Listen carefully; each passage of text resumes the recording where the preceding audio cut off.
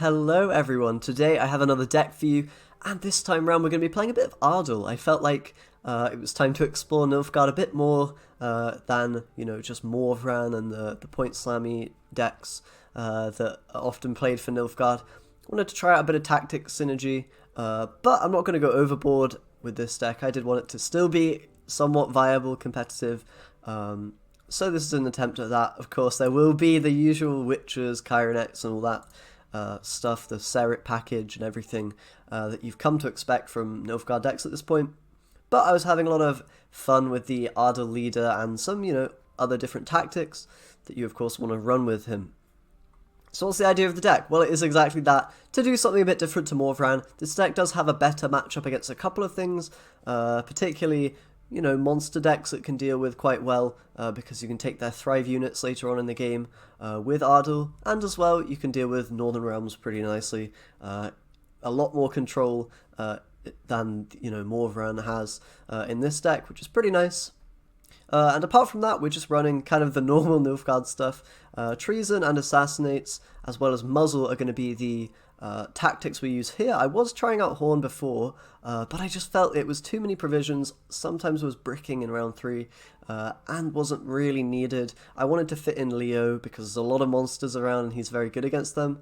And yeah, couldn't do that without putting a Muzzle in the place of Horn. Muzzle's pretty good though, it deals with a lot of those Northern Realms engines, as I've said, which can sometimes be a problem for Morvran if you don't draw all your locks and removal for round 3 or whatever. Ardal deals with that stuff a lot better, I've found. And yeah, apart from that, we've got the regular bronze package with Knights, Peter to synergize with him. We have a lock, only one, because we are packing the Ardal, so we don't really need quite as much locking potential when we can just take their units with Muzzle and Ardal. We do have the Serit Orcs and Letho combo, of course, Asaya, Baroche. These are kind of packages you can't afford not to run in Nilfgaard. They're so powerful. 9 points for 8 effectively with the Sire is really insane.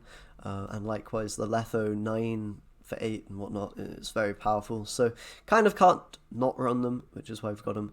We do have the Slave Drivers, Sergeants, Infiltrators as well, for those, kind of crappy bronzes that you want to get rid of, preferably in round 1 and 2 on the dry pass or whatever. And then, yeah, Treason's pretty effective against monsters, actually. Surprisingly good against, the guys running Spear Tip and whatnot.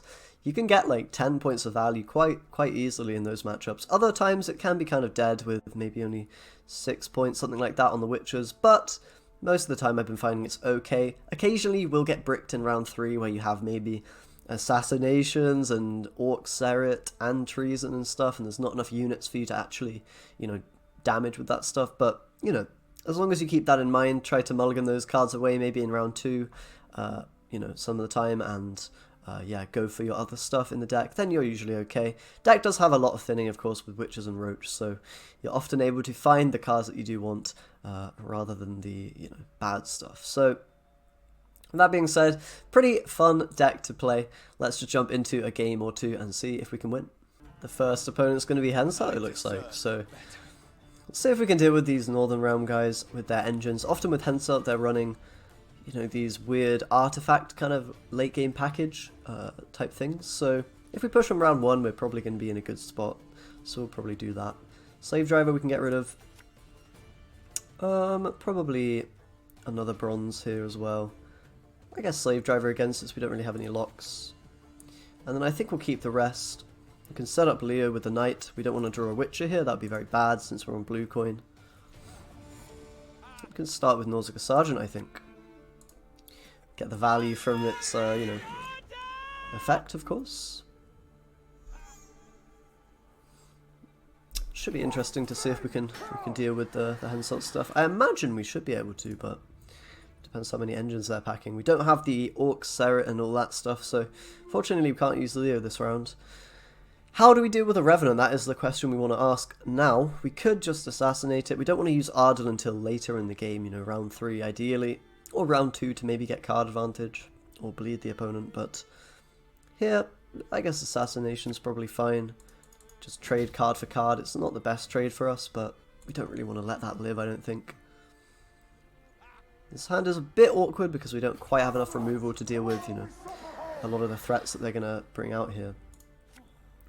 And Kedawani Revenant is one we can't really deal with now. I mean, we could muzzle it.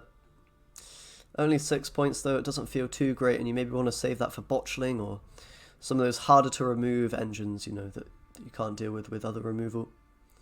I think we'll just have to let that live for now, and hopefully it won't generate too much value. Let's go with Witches and fill up the back row.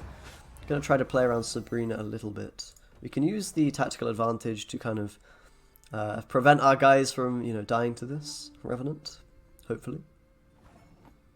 Unfortunate side effect of that is we do play into Reinforced Trebuchet a little bit. So we're probably going to have to abandon the plan of pushing Henselt really hard here and just kind of play a few more cards and then pass, I think. You know, these engines are going to be hard to keep up with, really. That being said, we can probably go and play Unicorn. It doesn't feel too great. The alternative is Infiltrator. I kind of like that.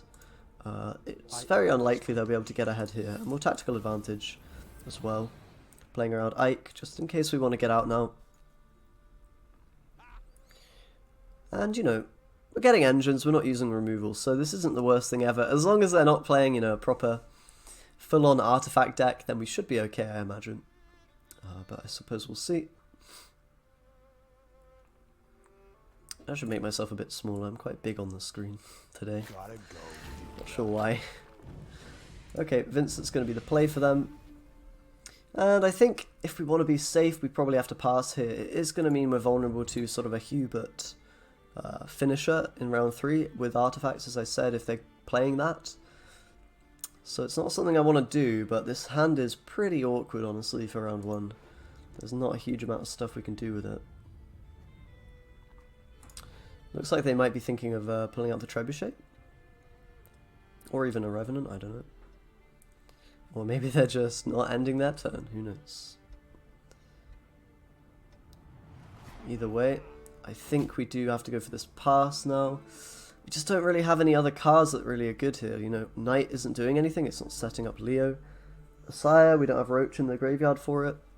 Letho, nothing in hand. Muzzle is maybe playable, but I'm not sure it's even worth taking a Trebuchet, or, you know, these are quite low value things to take from them. So I think we're just going to go and pass and hope it's not artifacts. If it's not an artifact deck, we're probably fine.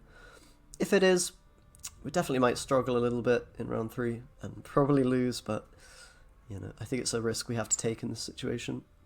The alternative would probably be losing on even at some stage, or, you know, wasting our really nice cards and trading them with something like Witches, which doesn't feel great.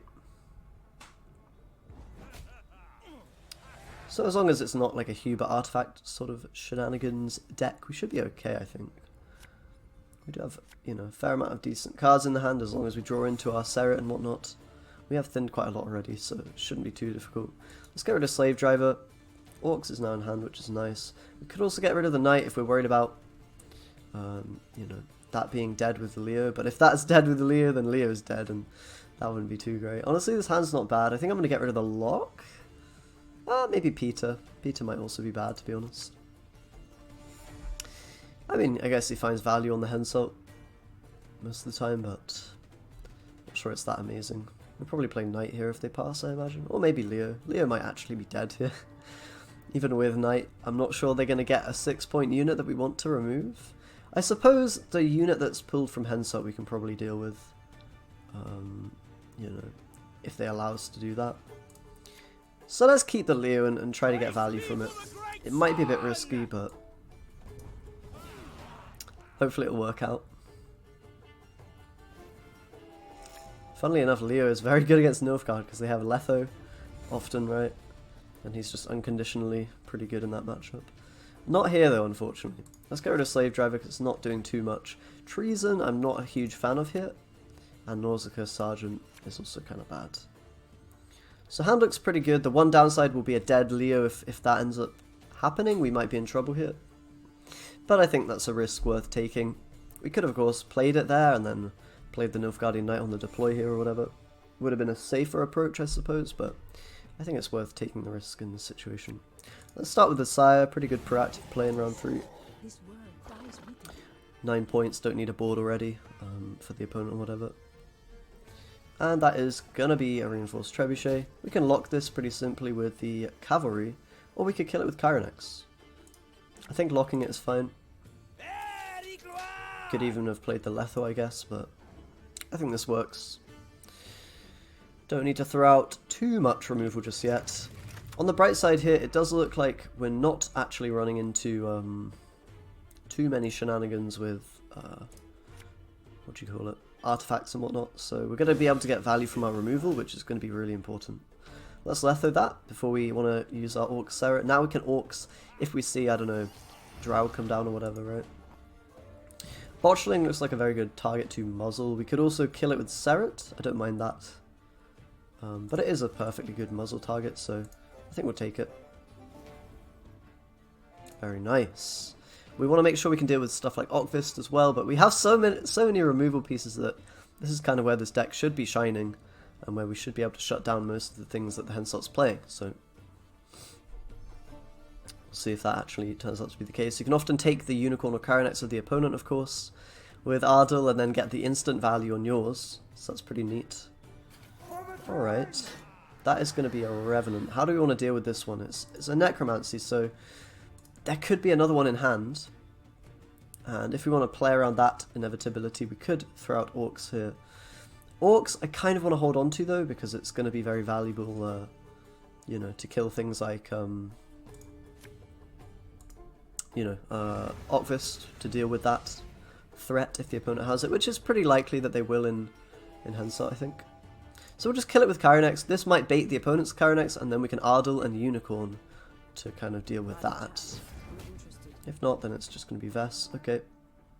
Ves, I think we can't really do much about. So let's just play a Unicorn vanilla here.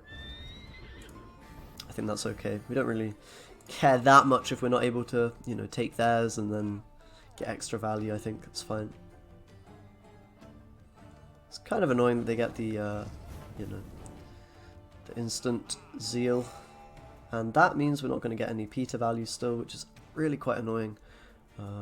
I guess there's a bit of a concern here that we might not find Leo value. In fact, I think I just throw this out because it's probably not going to get any points. And I think it's better to kind of delay with this play than to do anything else. So yeah, a bit of an unfortunate one having that be dead.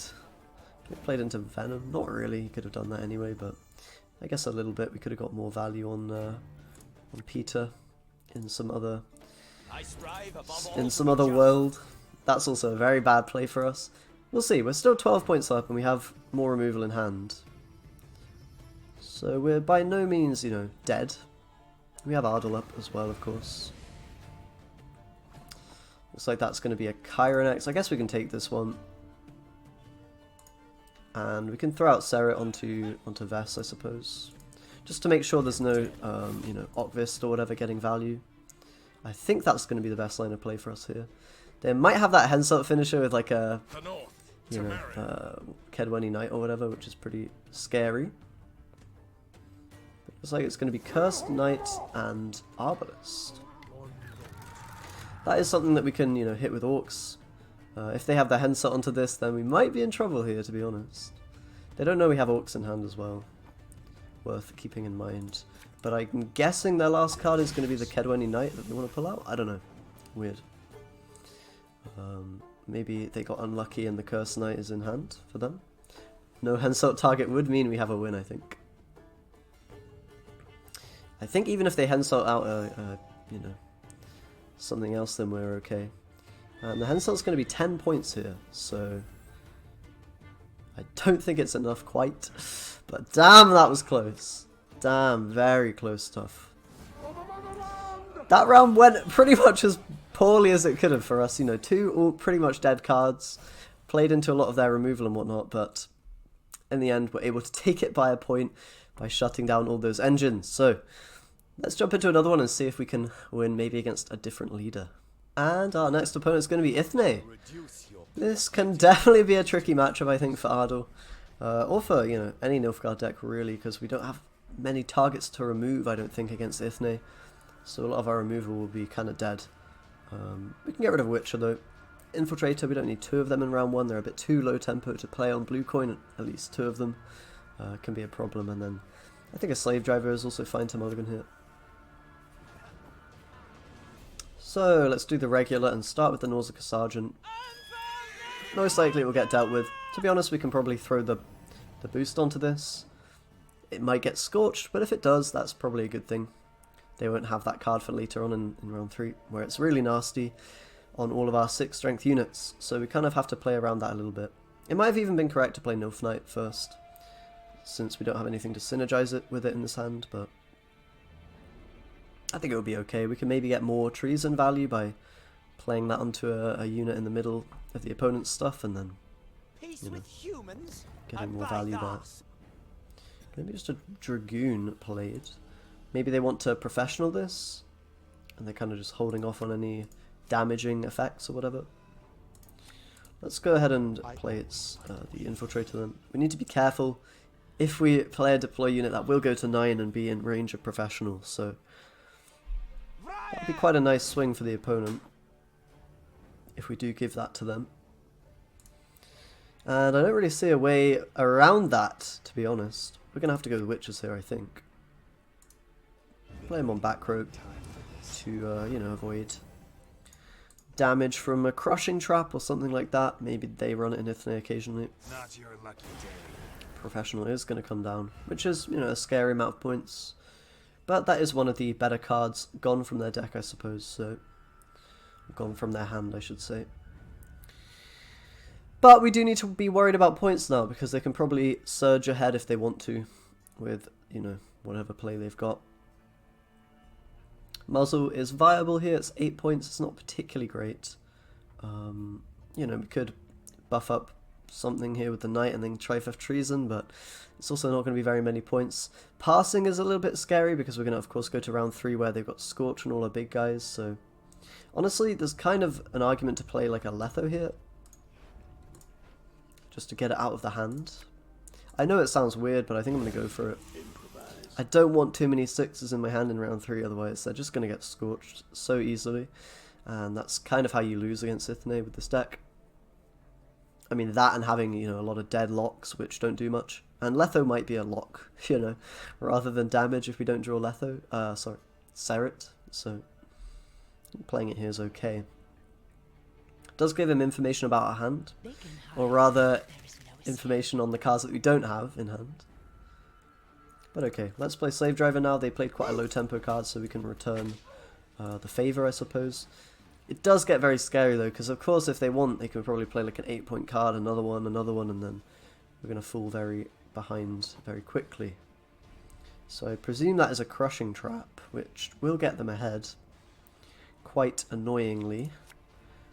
We can probably go ahead and play the Karanex here then, because we're going to need points to survive this round. And if we kill the elves, we might deny an Aileron popping out or whatever. It's going to be a Dragoon. It's going to be a Crushing Trap.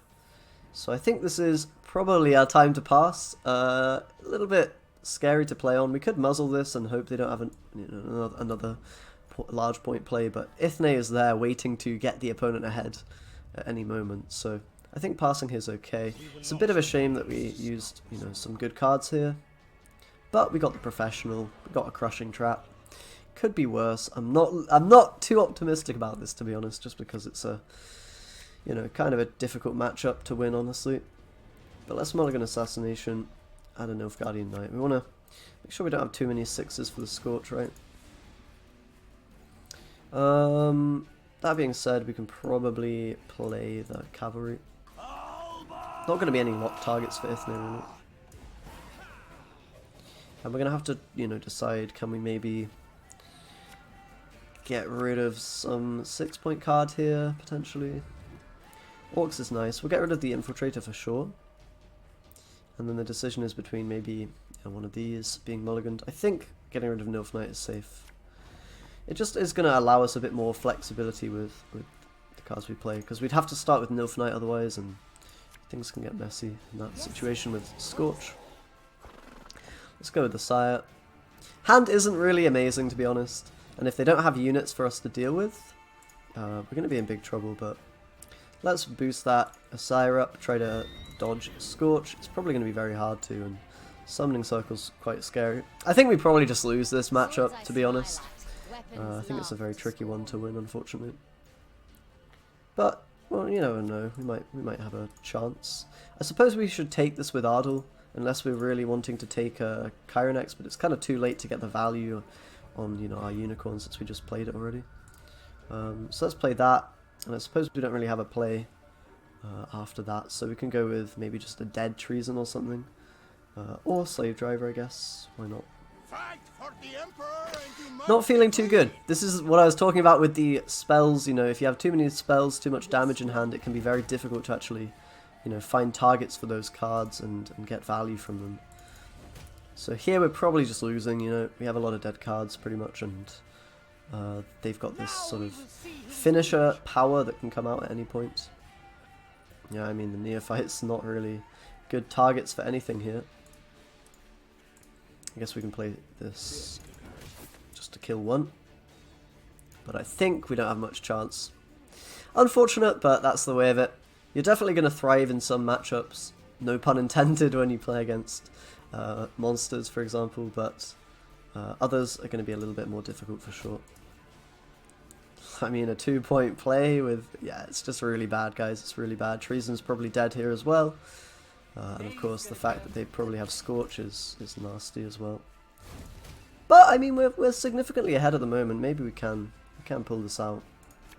I think we should probably take this with Muzzle.